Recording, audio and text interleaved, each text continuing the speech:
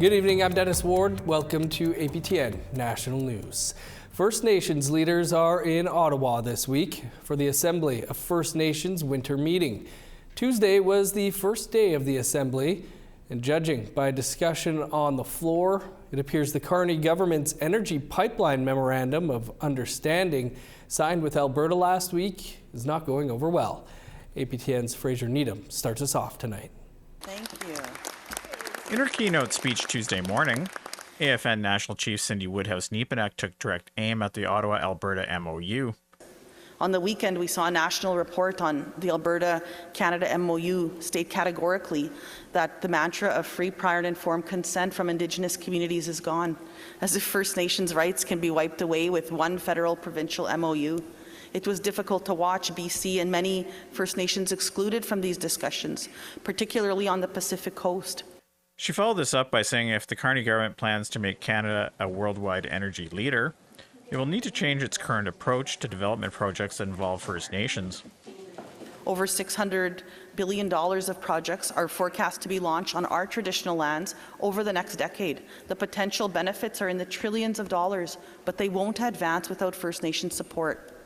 Until an appropriate development process is established and founded in free, prior, and informed consent, the Crown's constitutional legal obligations will not be met. This is the law, and it can't be wished away. The MOU is signed without input from the British Columbia government or coastal First Nations. It opens the door to a number of legislative changes for a proposed pipeline from Alberta to the West Coast, including lifting a long-held oil taker ban in the area. This doesn't sit right with the old Masset Village Council from Haida Gwaii, which put forward an emergency resolution against the proposed pipeline. The Oil Tanker Moratorium Act is vital legislation as a result of over 50-year moratorium that is a result of recognized BC North and Central Coast are some of the most dangerous waters in the world. An oil spill in the area is not an if, it is when. Late Tuesday afternoon, the Prime Minister himself addressed the Assembly. He said early in the new year, the government will be hosting a joint federal, provincial, territorial First Ministers meeting with First Nations. And the Liberals will also introduce First Nations clean water legislation in the spring, originally promised this fall. Carney also said projects like the proposed pipeline must be seen as a beginning and not an end. During the question and answer, Neskantaga First Nation Chief Gary Cuisis took the Prime Minister to task for failing to lift a boil water advisory in his community for over 3 decades. And hearing you comments that you've been lifting boil water advisories in Canada, but I don't know which part of country you're talking about that's water is being lifted, but our community hasn't been lifted for 30 years. In his answer, Carney admitted the government had failed the community. And that's a failure, to be absolutely clear. You know it's a failure. You've lived through it most of your adult life. It's a failure of execution, and this is one of the things that this government is very focused on, is setting objectives, being clear about the objectives, determining why things have not worked as well as they should. Carney stopped the Q&A before all chiefs could speak, upsetting Cold Lake First Nation Chief Kelsey Jacko. Chief Jacko, please. We understand. The Assembly enters its second day on Wednesday. Fraser Needham, APTN National News, Ottawa. To Thunder Bay now, where the Chamber of Commerce is launching its Status Cards Welcome campaign. It's an effort to build what it calls a more inclusive and welcoming business community for First Nations people. The campaign is also designed to promote awareness of tax exemption rights under the Ontario First Nations HST rebate program. APTN's Mike McDonald has that story. The Thunder Bay Chamber of Commerce is distributing decals to its members for display in their places of business. The decals are translated into the local dialects of Anishinaabe-Moen and Nishinanu. The president of the chamber says the campaign aims, in part, to educate businesses on how to process a status card. But then also to, be a welcoming visual for Indigenous customers as they're entering a store, to make it a positive experience, trying to let Indigenous customers know that the staff here have been trained and we are committed to treating you in a respectful way when you use your status card. Chair Ed Collins, a member of the Fort William First Nation, says there is a need for education when it comes to status cards. Well, I've been going to some businesses where when I pull up my status card, I get the eye roll or the, and then they have to fill out all their forms. And sometimes I could understand if there's a busy lineup, but these are rights that we have as First Nations people. Collins says with the recent Robinson Superior Treaty payout to area First Nations, he would like to see that money flowing to the local business community.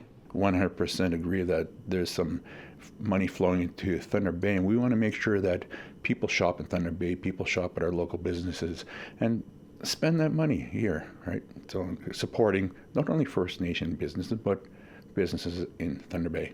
The Thunder Bay Chamber of Commerce contracted Engaged Creative Productions, an Indigenous-owned marketing, events, and communications firm, to design the decals for its campaign. The decals feature artwork from several woodland artists. The company's managing director says from what he's heard, the campaign is doing what it was designed to do. I actually had a really great opportunity to see those myself in person just only a couple weeks ago. And we overheard people, acknowledging the decals and being just like, wow, like those are super unique, like what's that about? And they were checking out the QR codes. And that right there was just like, I'm just like, good, like this is clearly successful. This is, this is hitting the mark that we intended to hit. The Thunder Bay Chamber of Commerce sent out the campaign decals to more than 200 businesses, but it's not immediately known how many are displaying them. According to a report sponsored by the local Community Economic Development Commission, Indigenous people contribute more than $1.5 billion to the regional economy. Mike McDonald, APTN National News, Thunder Bay.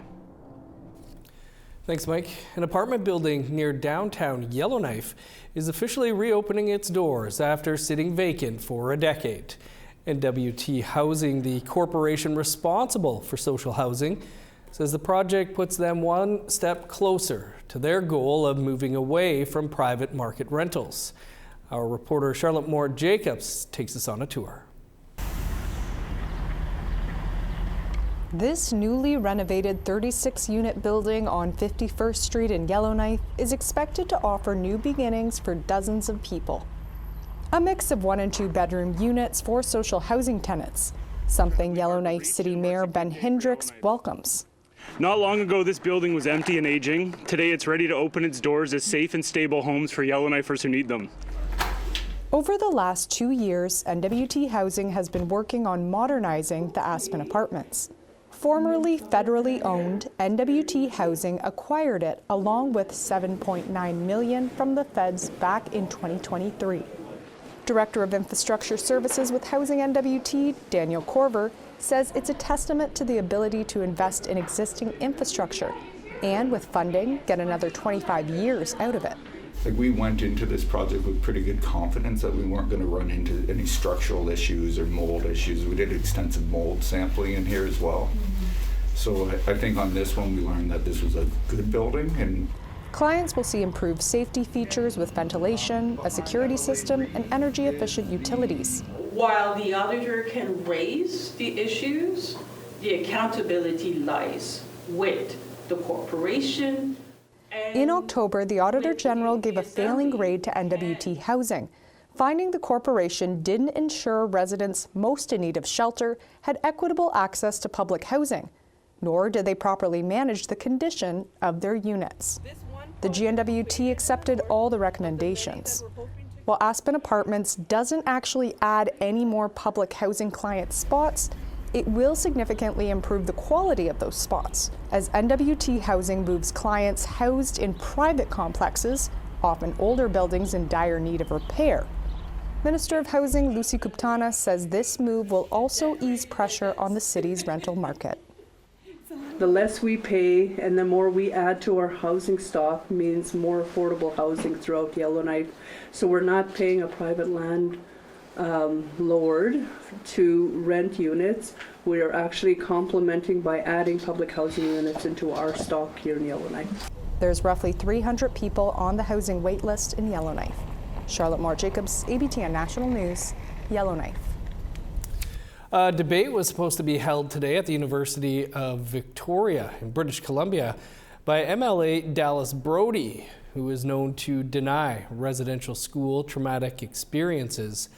However, hundreds of students, survivors, and supporters shut it down.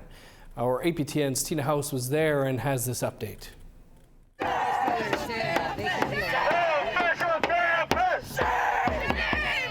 We're here at the University of Victoria, where just moments ago, members of the 1BC party were physically escorted off the campus grounds by police. And as you can see behind me, protesters are not having any of the rhetoric being pushed by Dallas Brody. We have more on this story for you tomorrow on APTN National News.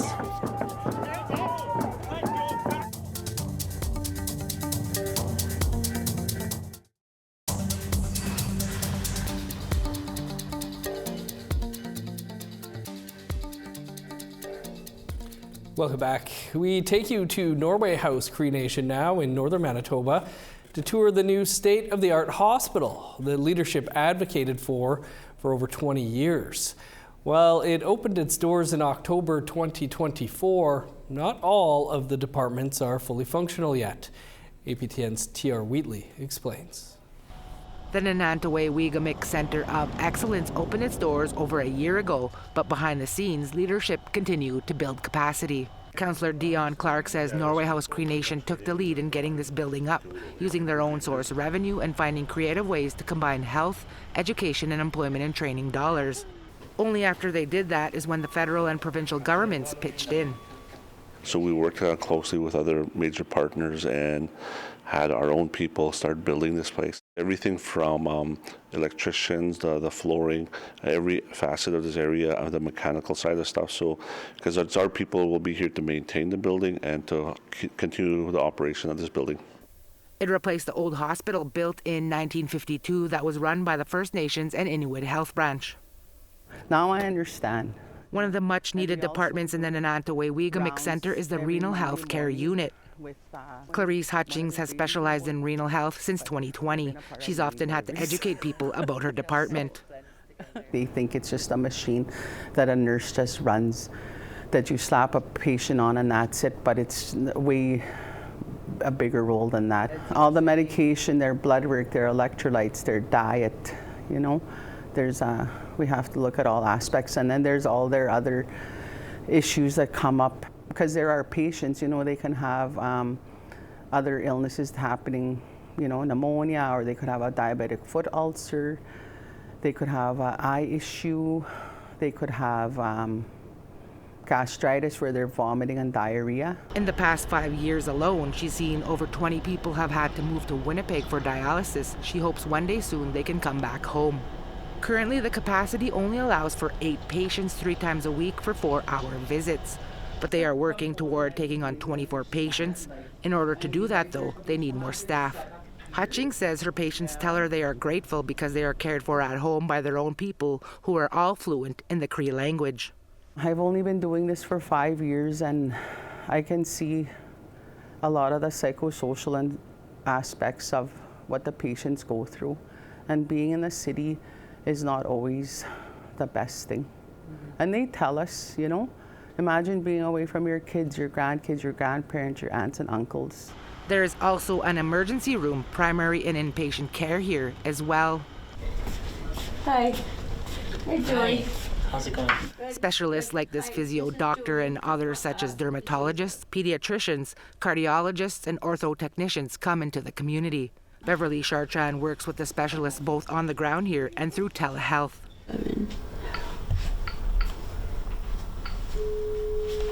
Where patients get to have virtual one-on-one time with their doctor. Some people don't know what telehealth is, but once they find out about it, they like it because instead of driving 8-9 hours out of town to go see a specialist for, 15-minute appointments, they like it better because it's a long waiting list to see them in a city. And then they could see them faster here.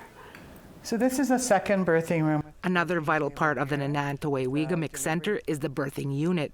While it's not officially open yet, Loretta Bayer says they continue to build its capacity, including trying to recruit staff and secure funding to pay them. We have a birthing tub, we have a neonatal resuscitation, and we have 2 birthing rooms. So there's room for the family to spend the time here to support. The system has medicalized birthing for many years, and as a result, we've had to go into confinement. And you know what confinement is? It's almost like being in isolation in jail or something like that, but we have to leave our community for at least a month. Bayer says the stress on the mothers has often resulted in premature births and other serious conditions, something she and others hope will change with this new hospital and other community initiatives. We plan on building birth homes or adapting homes to be birth homes to provide a safe place for those individuals who feel threatened, perhaps through family violence or different things like that, to be in a safe, calm place to be able to carry their baby to gestation. Norway House continues to work with their partners to get this birthing center on the go. They hope to have their birthing model done by the end of the fiscal year. TR Wheatley, APTN National News, Norway House, Cree Nation. Thanks, TR. The Morrisseau project is continuing in Saskatchewan. The digital collection of Norval Morrisseau's work is expected to grow as a new team of researchers are set to take on the task of finding Morrisseau's work and learning about his life. Video journalist Rachel May spoke with the gallery's CEO, now the sole steward and manager of the collection. Norval Morrisseau is the Anishinaabe artist called the grandfather of contemporary Indigenous art in Canada. Research into his work will continue following a move to the Mackenzie Art Gallery in Regina. We're so excited to have this support to make sure that we can not only get all of the research that hasn't yet been made public out there in the future, but to continue looking at that legacy, continue doing that research and producing new insights into this important legacy and impact on Canadian and international art. John Hampton is the CEO of the Mackenzie Art Gallery, which will now house the Morrisseau project. The project began at Carleton University in Ottawa in 2024 and brought together curators and researchers from across Canada to create a free public online database. Hampton says it's exciting to see an Indigenous artist celebrated this way. So to be able to celebrate these voices that really emphasize family, community, the interconnection of artists and minds and spirits, and how that gets channeled into this work that is about broader movements and histories and where we're going, rather than being solely about one individual who is doing this all on their own. The collection holds about 3,000 items, including artwork, stories, letters, and videos from Morrisseau's life. Westerkirk Works of Art, who collect and preserve Indigenous art, created the Morrisseau Project Fund, an endowment that allows the Mackenzie Art Gallery to hire a team to grow the collection. The team will research, authenticate, and share what they find about Morrisseau's works and life. Hampton says the fund ensures research and curation will continue for generations to come. But the gift from Westerkirk is held at the South Saskatchewan Community Foundation. So they gift an amount that is managed by the SSCF, and then every year then we receive the interest from there. They invest it and provide the interest. That makes sure that this work can happen in perpetuity. The digital database is available at morrisseaustorylines.com. The Mackenzie Art Gallery hopes to offer a physical way to view the collection in the coming years.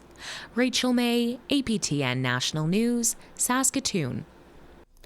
Time for one last break, but stick around. We've got a preview of tonight's episode of Face to Face coming up.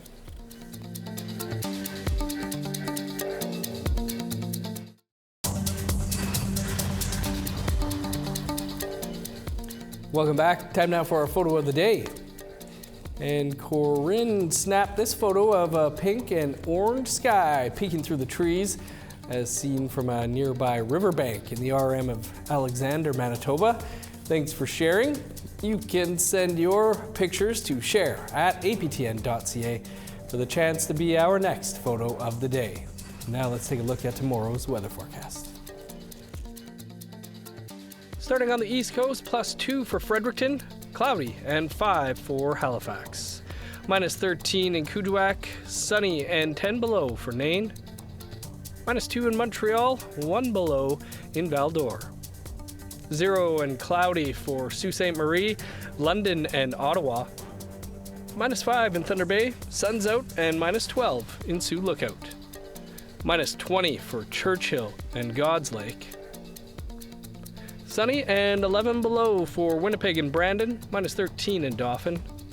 -11 in Regina, 10 below in Saskatoon. -10 in Meadow Lake, 18 below in Stony Rapids. In northern Alberta, sunny and -11 for Fort Chipewyan, +3 in Grand Prairie. -2 in Edmonton, +1 for Lethbridge. 5 above in Vancouver, +2 for Kamloops. +2 for Prince George and Smithers, -2 in Dease Lake. -20 for Old Crow, 3 below in Whitehorse. -8 for Yellowknife, -13 in Norman Wells. 16 below for Sax Harbor and Paulatuck. -21 in Chesterfield, 31 below in Cambridge Bay. -17 for Resolute and Igloolik.